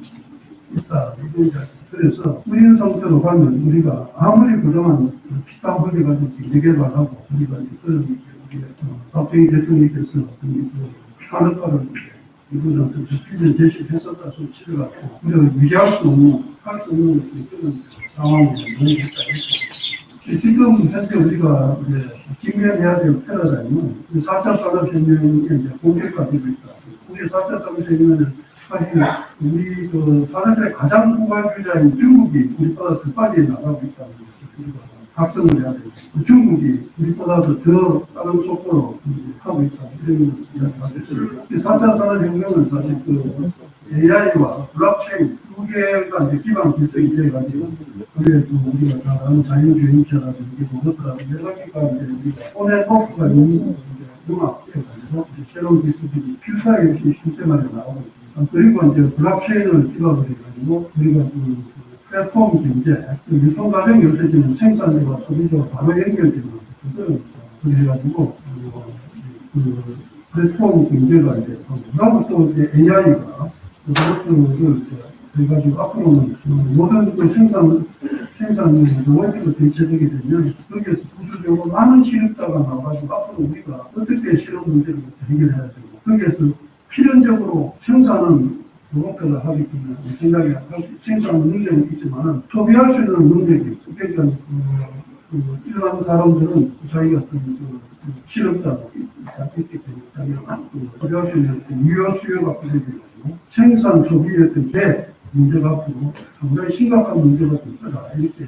그래서 이거는 이재명 씨가 기본소득 계산을 해가지고 어느 정도 소득을 좀 낮추자 이렇게 이야기를 하고 있습니다만 이재명 씨가 후보가 이야기하는 것은 모든 사람들한테 무차별하게 주자는 재정적으로도 감당할 수 있고 또 그건 전형적으로 또 모든 사람들이 평등해야 되는 사회주의 방식 물질적으로 평등해야 되는 사회주의 방식에서 하기 때문에 실제로 경제적 약자한테 큰 도움이 되지 않는다 이렇게. 그래서 밀턴 프리드만이 네거티브 인컴 텍스라는 개념으로 이야기했습니다만 면세점 이하에 세금을 근로소득이 누구나 정해서 면세점 이하에 세금 내지 않는 근로자를 상대로 해서 보조금을 지급하되 그것이 이제 소득에 반비례해가지고 말하면 소득이 더 많은 사람은 적게 받고 소득이 적은 사람은 좀 더 많이 받는 역소득세제로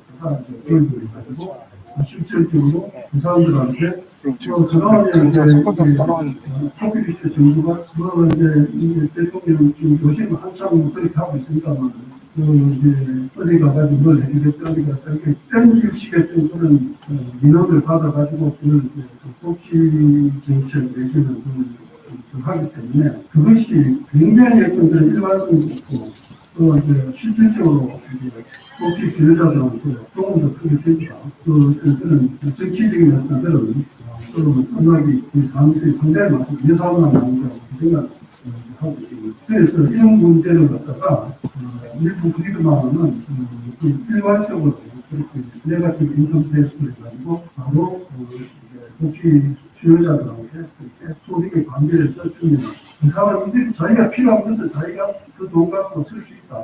그러니까 이제 맞춤식이었죠. 자기가 필요한 건 자기가 하니까 중간에 어떤 그런 전달 과정에 있어서 누수 현상이 있고 일반적으로 정부 예산의 어떤 그 복지 정책의 30%가 행정 비용으로 누수가 된다고 합니다. 그래서 그런 것이 해결되면서 그 사람들을 만드는 것들이 되지 않습니다. 이런 국내 혁명을 해야 됩니다. 이렇게 이야기합니다. 그래서 이것은 결국은 나중에 지금 당장에는 할 수는 없습니다. 그렇지만 이것이 앞으로 4차 산업혁명이 본격화되게 되면 이제 생산 소비 갭이 생기기 때문에 옛날에 킨즈가 불황 때 정부 예산으로 정부 재정으로 투자하다가 이제 사회경제 자본 투자해가지고 지금은 우리가 이제 생산 능력이 어느 정도 있으니까 생산으로 이제 투자로 이제 지원을 하게 되면 생산 능력이 더 커지고 소비의 비율이 커지기 때문에 소득으로 해가지고 소비를 갖다 진작시키는 그런 지원을 해야 됩니다. 이런 얘기를 앞으로 할 수 있습니다. 그리고 두 번째는 우리가 이제 잠재 성장률이 우리가 계속해서 지속적으로 떨어졌습니다. 2000년에서는 잠재 성장이 5% 정도 되었습니다. 지금 한 2% 정도 되고 OECD의 경우는 2030년대 가면 1% 이하 0.58 얼마에 떨어집니다. 그래서 이거는 여러 가지 이유가 있습니다만 가장 하는 게 생산할 수 있는 생산 가능 인구가 자꾸 줄어들기 때문에 우리 출생률이 줄어들고 있었다니까 이렇게 다 알고 있습니다. 그런데 문제는 우리가 저출산 고령화를 위해서 정부가 엄청난 몇십조를 갖다 투입해도 그 효과가 없다는 겁니다. 그래서 이제 지금 이 사안을 3교육과 협회에서 발표하면 우리나라 낙태율이 1년에 낙태아가 한 110만 명 정도 된다. 추산하고 있습니다. 그런데 불과 이제 신생아는 1년에 한 30만 명까지 그것도 이제 지금 계속 줄어들어가지고 지난해 한 23만 명 신생아가 왔습니다. 그래서 예외 일상의 그런 낙태아가 있다면 우리가 정말 부끄러워야 되고 문제가 있다. 그래서 박계관이 우리가 인사 말씀할 때 자살률이 상당히 높다 이렇게 이야기했습니다. 자살률이 우리나라 1, 2까지는 낙태율도 우리나라 무실이 1, 2로 지금 되고 있습니다. 그래서 만약에 낙태만 출산하도 이렇게만 된다면 우리가 저출산 문제를 해결할 수 있다 이렇게 볼 수 있습니다. 그런데 왜 그러면 낙태가 왜 나왔느냐? 혼외 출산이 우리가 다 아시다시피 이제 젊은 남녀들이 혼외 임신을 하게 되면 그 부모들부터 먼저 유산시켜라 시집 못 가는 이런 식으로 하기 때문에 이게 너무나 낙태가 흔하게 되어 있습니다. 그래서 지금 혼외 출산을 갖다 우리나라에서 굉장히 부도덕시하기 때문에 그런 현상이 생깁니다. 그런데 불란서의 경우는 혼외 출산이 한 전체 출산의 한 40%가 된다.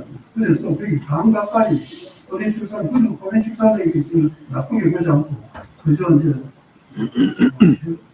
임신하는 출산하는 것 당연시 하고 있는데 우리나라에서는 그 전부 다 이제 지우는 어떤 그런 그래서 우리가 낙태아를 갖다 우리 정말 그런 생명, 인권을 갖다 우리가 존중한다고 우리가 인권 국가가 될 지향을 한 나라에서 낙태아가 이렇게 많다는 것은 너무나 생명 존중할 수 있다는 것을 볼 수 있습니다. 그런 이게 출산을 해가지고 그 국가가 어느 정도 케어를 해가지고 이제 따라갈 수 있도록 하면 우리가 저출산 문제로 또 거기에서 잠재 성장률이 이렇게 떨어져가지고 역시 꼴찌가 될 이유가 별로 없을 거다 이렇게 해결책을 그렇게 해서 찾고 싶다.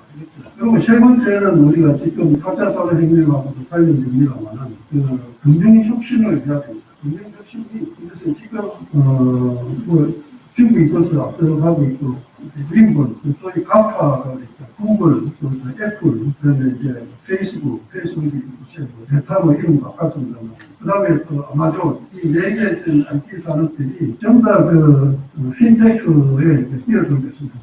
자기들 갖고는 엄청난 소비자들의 그런 데이터를 갖고 그 이제 신용 조회를 다 할 수 있는 어떤 그런 데이터를 갖고 그 금융 산업에 뛰어들고 있습니다. 중국도 마찬가지입니다. 우리나라에는 지금 카카오뱅크하고 K뱅크가 지금 핀테크를 하고 있습니다. 그것은 지금 자본력이나 여러 가지로 봐가지고는 지금 너무나 부진하고 새로운 어떤 그런 소위 말하면 테크핀은 IT 산업이 이제 금융을 합니다. 테크핀이라고 하고 이미 금융산업 하는 사람들이 자기들이 IT를 이용해가지고 이제 우리가 인터넷 뱅크 이런 것은 핀테크라고 합니다. 그래서 우리가 테크핀 또 허용할 수 있는 그런 사회 분위기가 되지 않으면 4차 산업혁명은 어떤 제조혁명이라고 생각하면 안 됩니다. 그래서 그거는 정말로 어떤 실물 경제에 필요할 수 있는 금융이 우리가 이제 앞서가지 않으면 4차 산업혁명을 주도할 수 없고, 그거는 우리가 미국에서는 그 IPO 이런 걸 통해 가지고 펀드 레이징을 갖다가 너무나 쉽게 할 수 있다는 거죠. 우리나라에서는 예를 들면 그 블록체인 같은 걸 이용해서 우리가 이제 ICO를 갖다 하려고 정부가 모나블을 해가지고 해외에 나가지고 ICO를 해가지고 그런 우리나라에서 상경을 그런 이제 시기 되고 있습니다. 그래서 이런 부분에 있어서 우리가 과감하게 금융조치를 갖다가 해야 되는 것도 되겠습니다. 제가 여러 가지로 그다음에 또 마지막으로 제가 말씀을 드리면 지금 이제 특수직 연금 경제로 관련된 분들이 계실 겁니다만 이제 공무원, 국민연금, 그다음에 사학연금 이 세 가지를 갖다가 특수직이 있느냐는데 이것에 대한 어떤 그런 우리가 기금이 벌써 특수직은 다 포괄이 되고 그래서 정부 재정으로 아래는 우리가 세금으로 기금을 공무원 연금을 주고 있습니다. 그런데 실제로 이제 보면 이를 갖다가 이제 연금 이제 처음에 내게 되면 공무원들의 경우는 국민연금의 경우는 한 2밖에 나이 못 받습니다. 공무원의 경우는 3.4를 세대 반을 갖다가 이제 받게 됩니다. 그래서 국민연금하고도 이제 형태이 맞지 않고, 그다음에 또 그것이 사실 자기들이 기금을 모아가지고 한다면 또 뭐라도 할 수는 없겠지만 지금 예산으로 좀 더 충당하기 때문에 이 재정 적자의 큰 원인이 되고 또 이것이 거의 우리나라 국가 채무 전체하고도 맞는 충당 채무를 갖다가 형성하고 있다 이렇게 보고 있습니다. 그래서 지금 박근혜 정부 때도 공무원 연금 계획을 갖다가 반은 추진하고 부정 6대 정도도 조금씩 했습니다만 현재 문재인 정부는 전혀 소화되지 않고 이것이 문제가 좀 더 심각하게 되고 있다 이렇게 있습니다. 그래서 지금 국민연금도 우리가 2050년에 가면 54년에 가면 이게 기금이 포괄되리라 합니다. 공무원 연금은 이미 기금이 포괄되고 있습니다. 그래서 결국은 우리가 공무원 연금을 갖다가 국민연금에 맞추어가지고 기준을 맞추어가지고 구성을 해야 되겠습니다. 그것도 이제 민증만은 기금을 통합해가지고 운영하는 시스템. 그래서 우리가 지금 사실은 정부의 역할은 500명 대행과 비전 제시해가지고 그 효율적으로 이제 민간 시장 이제 기업들한테 대부를 해가지고 산업화 이제 성장을 해야 되는데 지금 어느 정도 보는 때가 있기 때문에 정부가 현재 있던 문제, 역대 정부가 만들어야 될 문제점을 갖다가 설거지하는 것이죠. 설거지하는 것을 갖다가 해야 될 뿐만 아니라 지금 앞으로 향후 5년은 촉진이 돼야 된다고 볼 수 있습니다. 그래서 재정계획과 장기 성장을 제거하기 위해서 우리가 출생률 높이는 문제, 그리고 이제 금융혁신을 하는 것, 그리고 이제 경제계획을 하는 이 네 가지가 향후 우리나라 향후 적어도 5년에서부터 10년 동안에는 해결해야 될 문제가 이렇게 볼 수 있습니다. 지금 우리가 5%만 우리가 경제성장 5%가 쉽지 않습니다. 그런데 5% 임상으로 달러 베이스로 이제 5% 지금 3만 5천 불 지난해 풀린다는 소리가 됐습니다. 이것이 이제 5년 후에는 5% 성장하더라도 4만 5천 불밖에 되지 않아요. 그래서 이게 4만 5천 불, 5만 불 이상이 돼야지만 우리가 지금 명실공히 선진국이 된다고 볼 수 있겠습니다. 지금 우리하고 이제 옛날에 이제 아시아 사령이라고 부르던 싱가포르는 7만 불 이상으로 지금 미국도 1인당 소비 6만 9천 불이고, 그리고 독일이라든지 오스트랄리아라든지 이런 유럽 각국들이 전부 5만 불 이상. 그래서 우리가 명실공히 이제 우리가 5만 불이 된다고 하면 되어야지 우리가 선진국으로 볼 수 있는데, 그렇게 되려고 한국 우리가 아주 열심히 해가지고 매년 5% 성장하더라도 5년 후에 4만 5천 불밖에 되지 않습니다. 그래서 우리가 5만 불의 그 비전을 갖다가 정부가 제시하고 그걸 위해서 우리 국민 물량을 결정을 해야 됩니다. 그래서 5차 경제가 5년에 되게 성공할 수 있는 것은 국가가 정부가 자본을 갖다가 효율적으로 배분을 하고 이런 한 것도 있지만 무엇보다도 목표를 갖다 분명히 했습니다. 그 비전을 제시했고, 근데 지금 현재는 어느 이제 후보도 특히 좌파적인 그 비전 제시라는 게 없습니다. 그저 뺀적시고 여론은 따라 그냥 왔다 갔다 하는 정책밖에 없습니다. 그 지난 우리가 코로나 때 여러분들이 재난 기본적으로 줘야 된다 안 줘야 된다부터 시작해서 얼마나 뺀적시고 돈을 뿌렸습니다. 그래 이런 것을 보면 그 정부가 이 정부가 비전이 없다는 거. 어디로 가야 되는지를 갖다 방향도 없는 그런 여론이 출렁거리는 대로 이제 했기 때문에 문재인 씨가 이야기했던 유명한 물 들어올 때 노조라 하는 그 말이 무엇입니까? 그러니까 그저 자기 정책이랑 인기 이슈를 했다는 것밖에 이야기가 안 됩니다. 그래서 우리가 앞으로의 향후 5년은 정말로 우리가 비전을 갖고 뚜렷한 비전과 목표를 갖고 거기다가 국민 역량을 결집해가지고 문제가 뭐냐? 아까 제가 말씀드린 문제 몇 가지 갖다 그만 해결해도 우리가 국민들의 그런 역량이 굉장히 높기 때문에 예수의 선진국이 갈 수 있습니다만 이 앞에까지 말하는 그런 이제 재정개혁 그리고 이제 그 금융혁신이라든지 이런 부분에 그 부분에 있어서 실패하게 되면 우리는 5만 불이다. 바르고 그 현재 2%도 쉽지 않은 그런 상태로 빠지게 될 때가 이렇게 볼 수 있습니다. 사실 그간 너무 두서없이 이렇게 시험 주고 빨리 좀 끝내달라고 해서 두서없이 그냥 이야기를 하는데 거리 없이 이야기해서 제가 그냥 토론은 보시면 알겠지만 중대관 계획을 통해서 우리가 많은 성과를 냈다는 얘기를 할 수 있어요. 근데 역사를 통해서 보면 오래된 계획이든 뭐든 경제개발을 계획해서 제대로 성공한 나라는 그럼 왜 다른 나라는 못했는가? 한국만 했는가는 게 사실은 앞으로 규명해야 할 일이고 그래야지만 우리가 미래에 뭘 할 수 있는지 얘기를 하는 것이다. 아시겠지만 경제개발 계획은 사회주의가 소련에서부터 시작이 됐고 기본 교과서는 공기업이 정부하고 힘을 합쳐가지고 국가가 아닌 게 경제개발 계획이 그렇습니다. 그래서 사실은 일정은 제1공화국 때 트루먼 대통령이 7개년 계획을 만들어 놓고 결제까지 다 해도 사실은 시행을 할 만하다. 그래서 왜? 이게 공산주의니까 사회주의식은 안 된다고 시행을 안 했습니다. 근데 박정희는 맞다 했는데, 그래서 박정희는 어떻게 다르게 이제 성공했느냐 하는데, 그 진국도 교회에서 앞으로 배우는데, 제가 살펴보고 다릅니다. 민간 기업을 전면에 내세우는 절대 개발 계획이고 무엇보다 어렵다. 자본주의 경제라는 건 기업이 가는 것이고 기업이 성장하면 시장이 발전하는 거예요. 기업이 커지고 일어나지 않으면 어떻게 시장이 발전할까? 우리가 시장을 얘기하지만 기본은 기업이 나서 이끌어야 되는 거예요. 그런 의미에서 박정희 시대를 보면 기업을 전면에 내세워서 모든 프로젝트를 다 했어요. 정부 기업이 하는 것입니다. 공개된 공이 없어요. 딱 하나 방식. 이게 특별한 방식이고 이게 대한민국 성공의 기본이다 하는 말씀을 드리면서 그걸 만들면서 보면 그 기업이 뭐냐?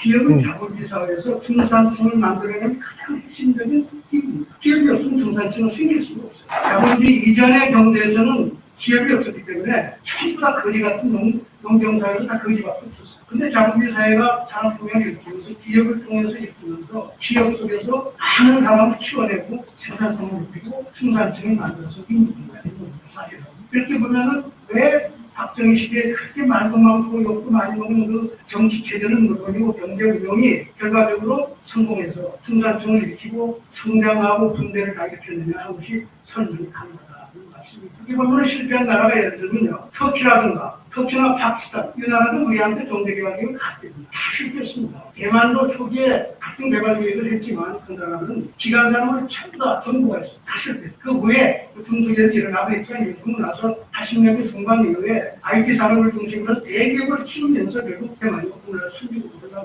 그러면 우리가 박정희를 제대로 이해하려면 재벌을 제대로 이해를 해야 됩니다. 대한민국 재벌이 한국 경제에 귀한 게 바로 박정희 때문이고 그게 바로 한국 경제 발전의 핵심 증거고 에센스다.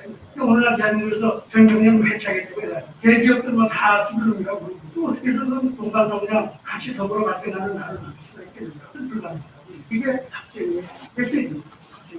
박정희라는 사람은 자본주의를 온 경략자가 보다도 더 잘 이해하는 사람이에요. 여기 81페이지에 그래서 두 번째 패러그래프를 보시면 박정희하고 허먼 칸이라고 미래학자죠. 70년대 자주운동에 이분하고 대담한 얘기예요. 첫 번째가 뭐라, 허먼 칸이 뭐라 그러냐. 당신 군대밖에 모르는 사람은 어떻게 경제 기술을 나? 박정희 한 얘기 이런 얘기예요. 난 경제학 전공 아니다. 그런데 경제학자가 경제를 많이 안다고 했는데 경제학자가 저걸보다 경제를 잘하지 않더라. 경제학자 돈이 안 되더라 이거예요. 금융하는 사람 돈을 만들면 사람 저걸 됐더니 돈 벌지 못하더라.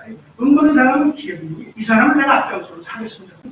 그래서 네 번째 보시면 바로 거기 보면 제가 한 일은 기업이 원하는 걸 열심히 해요. 그러다 보니까 예를 들면 뭐 8397라든가 뭐 일부 특혜라고 뭐 이런 걸 했지만은 이 사람의 차원은 뭐냐 자본주의 시장이 중요하지만 그보다 더 중요한 건 기업이라는 거 이미 약간 시장 경제 원리를 많이 경험자들이 얘기하지만 그거를 내가 좀 좁고라도 기업을 일으켜서 해야지 알았기 때문에 그 욕을 먹는 것도 하고 유신이라는 것도 마찬가지입니다. 중화공을 일으키기 위해서 많이 하는 겁니다. 그렇게 보면은 뭐 예를 두 가지 하나 표현을 할 수 있을지 모르지만 우리가 배울 건 뭐냐 앞으로 우리가 기업을 또 일으켜야 되니까 더 일으켜야 되는데 삼성이 뭐냐 이런 세계 최고의 기업을 10개, 20개 생각해봐라. 또 대한민국 모든 문제가 풀린다. 성장 분배 모든 게 풀린다. 아까 우리 이현세 교수님이 뭐 재분배 얘기를 많이 하셨는데 기업이 성장하지 않으면 아무리 얘기가 소용이 없습니다. 갑자기 뭐라고 그랬냐 돈 많이 받는 사람은 더 잘 벌게 해줘요.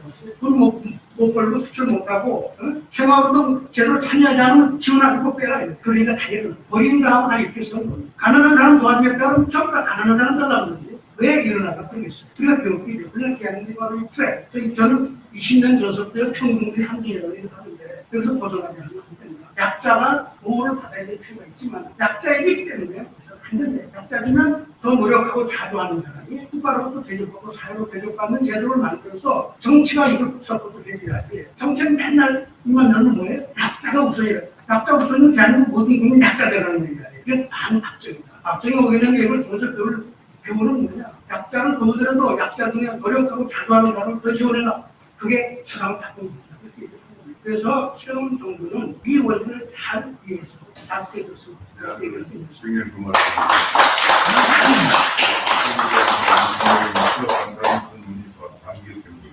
계속 끝이 없습니다. 관계 정책. 이걸 이번에 그것 때문에 왜 바로 중국 정치를 해야 될지 굉장히 불안하게 되는데 한 번만 딱 불러해서 말씀을.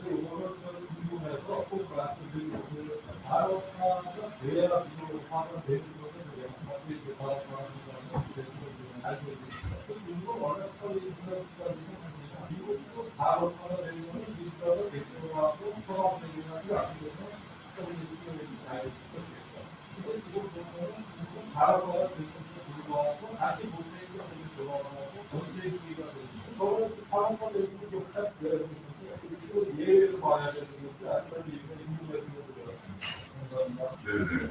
지금 굉장히 중요한 문제고 세계적인 문제입니다. 왜냐하면 2001년도에 중국의 WTO에 가입을 시킨 것도 미국이거든요. 미국이 중국의 프레시덴시를 WTO에 가입해서 개방하고 가면은 중국이 좀 이제 경제적으로 시장 경제를 들어오지 않겠나 해서 하는데 10년 정도 관찰을 해본 결과 중국은 서방 세계에 개방된 시장만 이용을 하고 WTO에 보조금을 여전히 지급하고 그 때문에 트럼프가 WTO를 기회도 안 되고 완전히 비싸고 쌍무무역 모든 쌍무무역인데 이번에 이제 바이든도 역시 그 중국 문제는 그걸 개선을 해서 그 중국을 압박하다 보니까 시진핑도 거꾸로 가요. 그런데 지금 중국이 한 1년 동안 아무 정도 가까이 되는데 이게 좀 분쇄력이거든요. 중국이 이렇게 가면은 경제가 더 위축될 수밖에 없다 하는 그런 주장이 대부분입니다. 지금은 중국 진도의 겨울 중국의 아이들 이런 것들로 이제 때문에 워낙 그런데 많은 전문가들은 중국이 저렇게 거꾸로 가면은 중국 경제가 위기로 갈 것이다 하는 얘기를 많이 나오고 그것이 이제 대체로 한 만불 정도 근처에서 일어나는 현상들인데요. 예를 들면 알리바바다 뭐다 중국이 이렇게 완전히 이제 억압하면서 추락하고 있는 그런 것들이 그래서 중국이 앞으로 어디로 갈 것인가가 사실은 경제 발전 단계에서 중요한 학교를 관심 끌고 있습니다. 우선 이제 중국이 왜 성장했냐를 좀 얘기를 해야 되겠죠. 그건 박정희식입니다. 철저하게 박정희를 뺏긴 거예요. 공기업을 민영화하거나 민영화는 하는 거고 민영화는 전형을 아웃소싱하는 거고 이것이 통해서 중국이 일어났죠. 1인 당수 거의 만들 가까운 거의 중정 수준을 봤단 말이에요. 여기 문제는 그동안의 자본주의 체제가 다 무너지고 있는 거예요. 자본주의가 내세울 게 하나도 없단 말이에요. 박정희는 그 개발연대 이후에 대한민국의 동반성장을 이끌었는데 선진국은 지난 60년 동안 분배해서 모두 잘 사는 나라 만들자고 그랬는데 다 망하잖아요. 저성장이 안목하는 게 보편적인 현상이 되니까 공산주의가 자기네가 이겼다고 생각하는 거예요. 자본주의 사회에서 중국이 진짜로 승부가 하나도 없다는 얘기입니다. 그러니까 중국이 공산당이 힘이 세지는 거고 그래서 소위 제가 말하는 정치의 경제화라고 해서 경제를 완전 사회주의에 진짜로 자기는 자본주의가 아닌 문제를 극복할 수 있다고 얘기하는 거예요. 근데 이게 싸움은 아까 얘기한 대로 중국과 미국의 싸움이 있지만 기본 이 패러다임은 미국이 나서서 자랑할 게 뭐가 있습니다. 그러니까 중국이 또 당당하게 얘기하고 국민한테 보수력이 있는 거예요. 그러나 아까 제가 말씀드린 대로 만약 중국이 저렇게 가면 자본주의 체제의 선진국들이 받는 것과 똑같은 저성장과 연결 계속 또 내려갈 가능성이 높으니까 다 같이 망하는 거지. 대안이 뭐냐. 누가 빨리 망하느냐 경쟁이 아닐까 생각합니다.